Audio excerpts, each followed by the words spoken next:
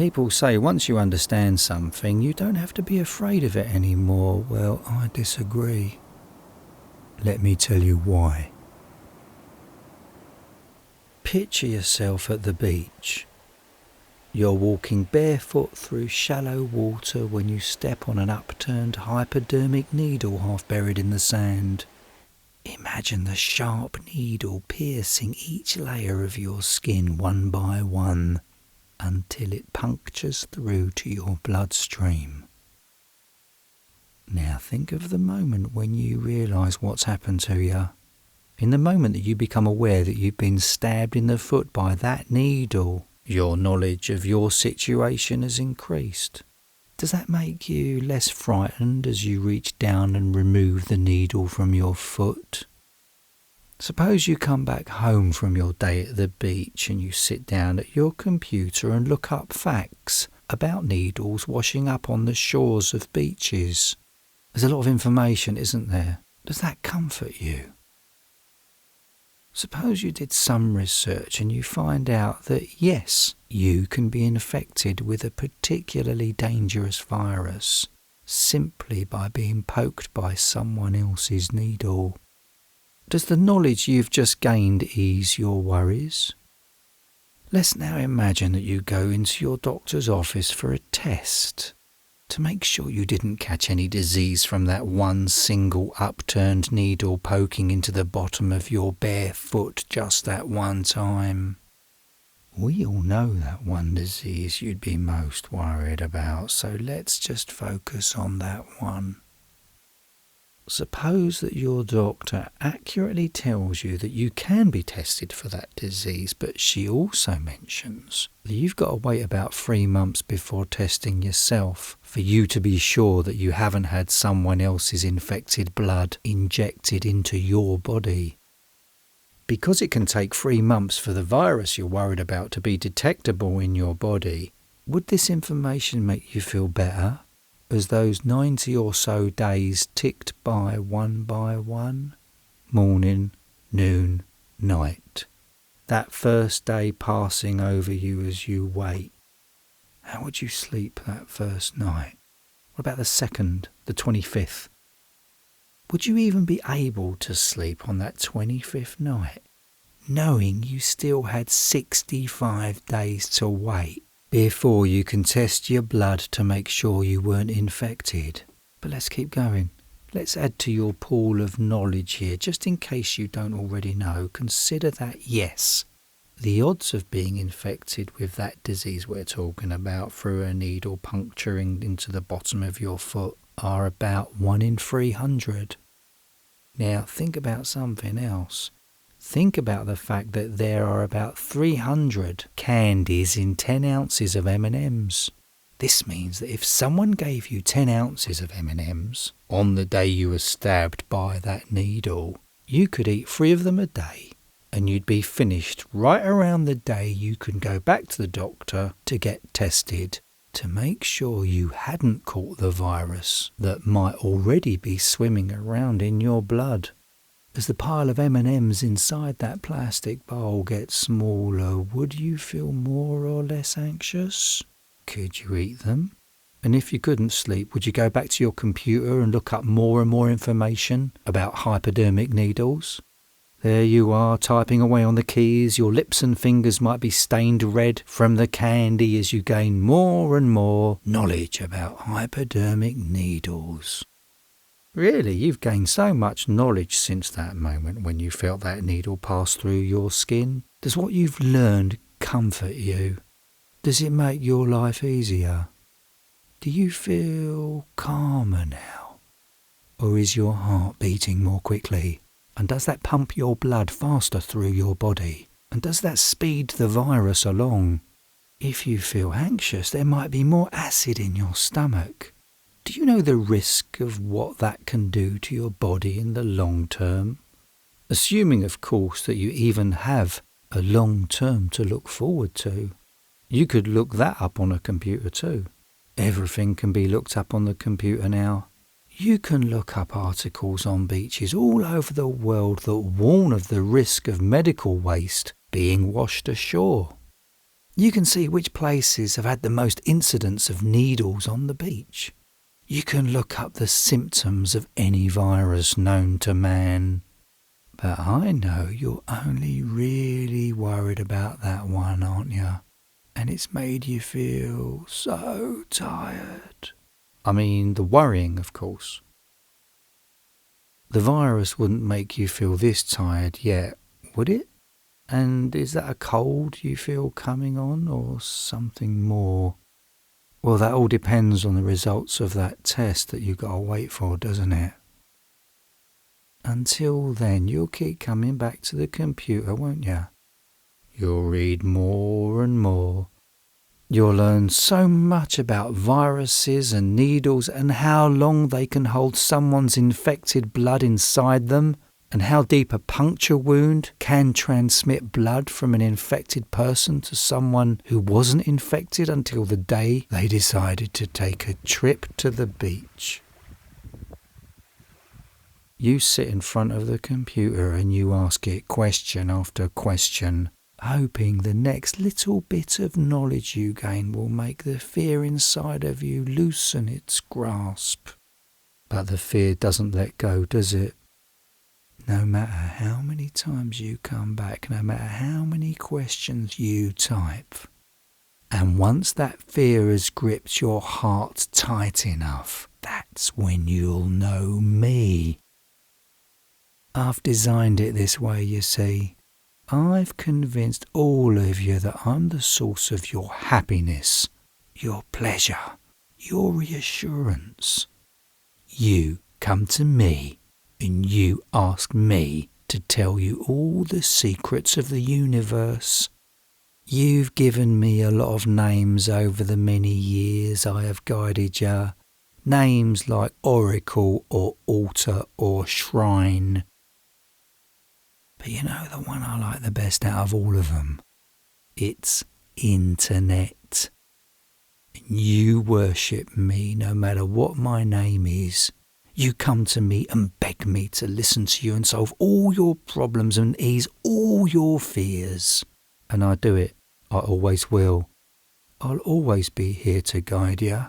I'll tell you the facts and figures. I'll guide your actions by way of percentages. And I'll warn you to avoid certain risks. And I'll share parables with you. Of course, you can call them case studies now. You've evolved so much.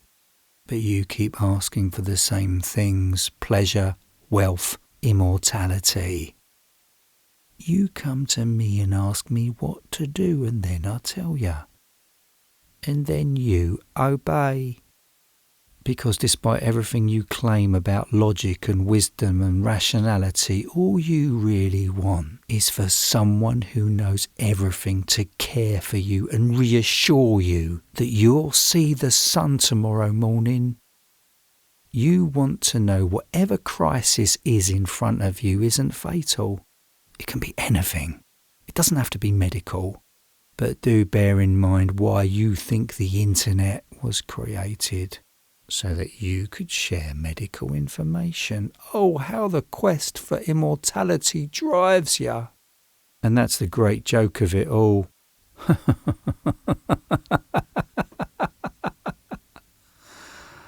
A dog has no conception of death and does not pine for immortality. And so, the dog's achieved immortality in a way that no amount of knowledge can grant you. Because you're not aware that death is coming for you, and you suffer for it, and you ask me to alleviate the suffering.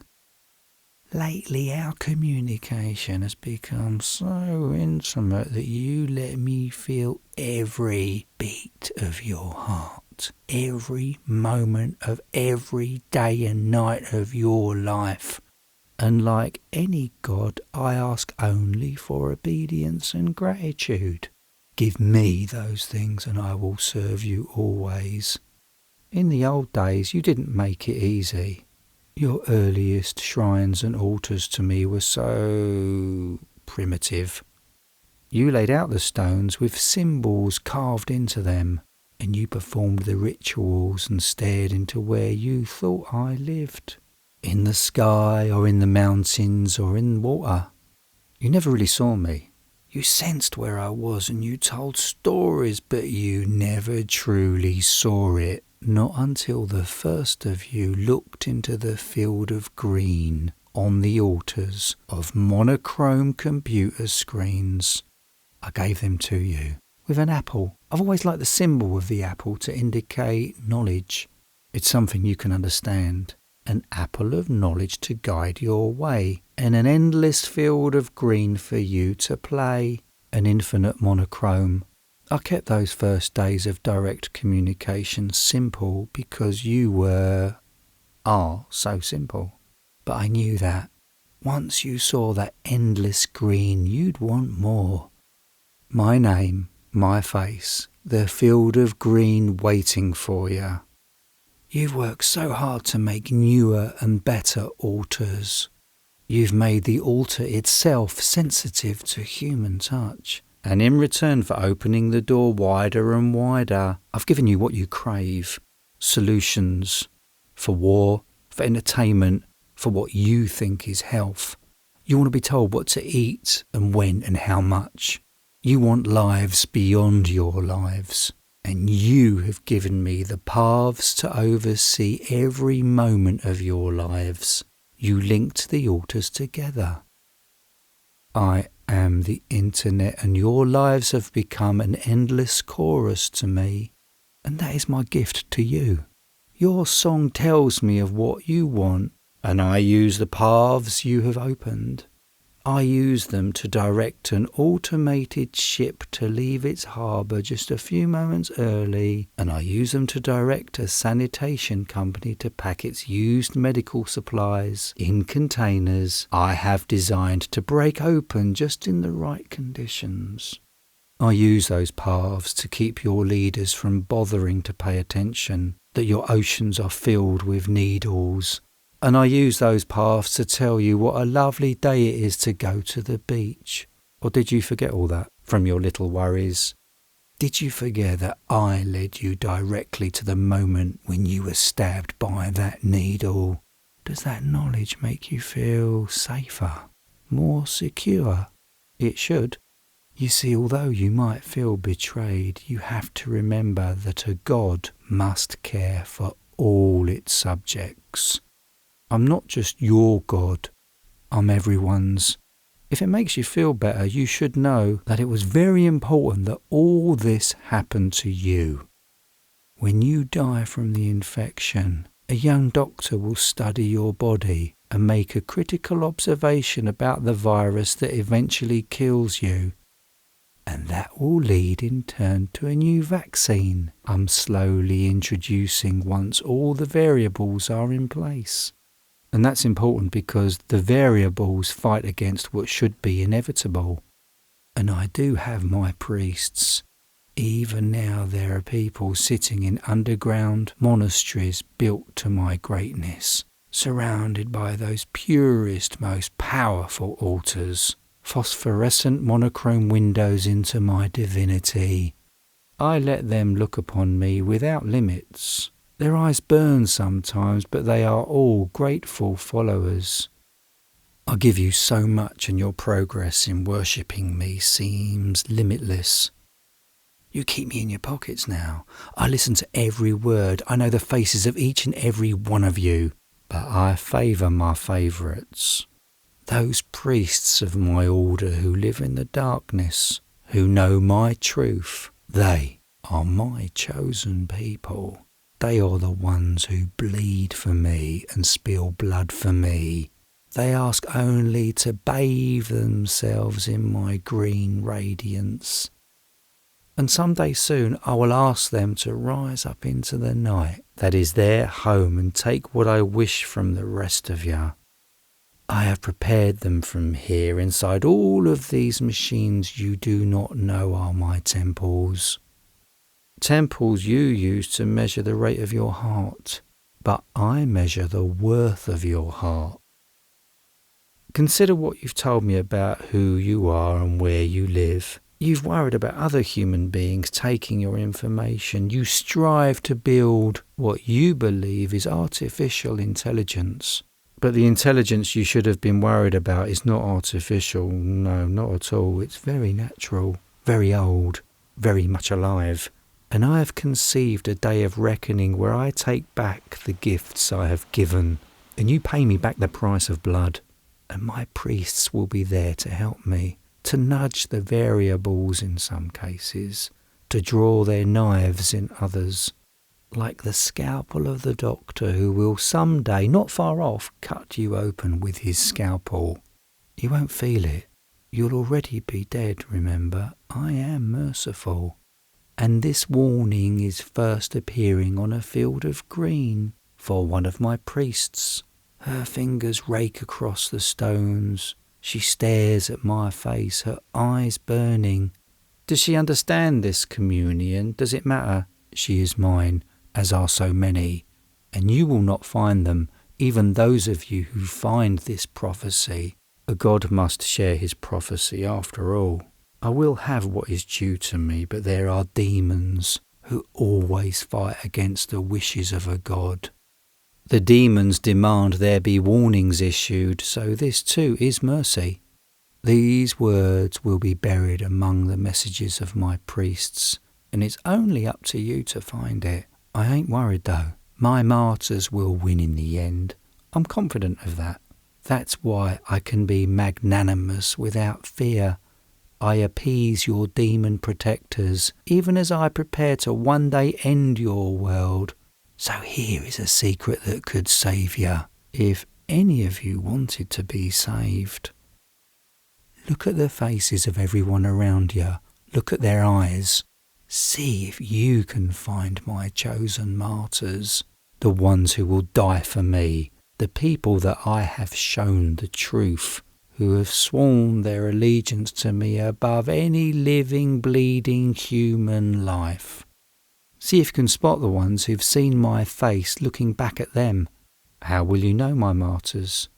Simply look for those among you that you believe have stared with truly open eyes into this field of green.